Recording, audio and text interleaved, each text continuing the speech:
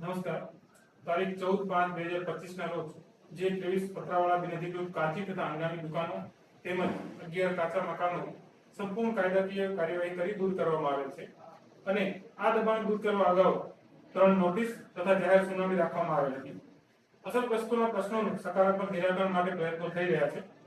આવતીકાલે તારીખ 22/5/2025 ના રોજ જે સૂચિત રેલીનું આયોજન કરવામાં આવેલ છે જે તદ્દન અધિકૃત હોય, કાયદો અને વ્યવસ્થા ન ખોરવાય તે માટે મંજૂરી આપવામાં આવેલ નથી.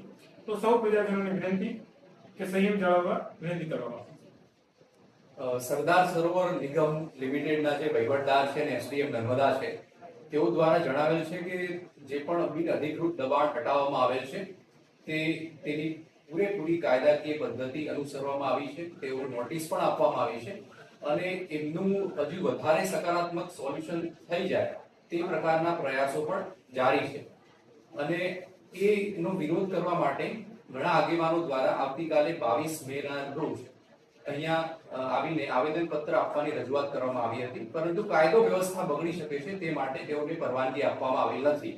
એટલે તમામ જાહેર જનતા અને આગેવાનોને હું અપીલ કરું છું કે આવતીકાલે કાયદો વ્યવસ્થા ન જળવાય તે માટે તેઓએ અહીંયા આવવું નહીં અને એકત્રિત પણ થવું નહીં અને જે તંત્ર છે અને જે પોલીસ છે તો તેઓને કાયદો વ્યવસ્થા જાળવવા પૂરેપૂરો તેઓનો શાંતિપૂર્વક સહકાર આપવા તમામને વિનંતી.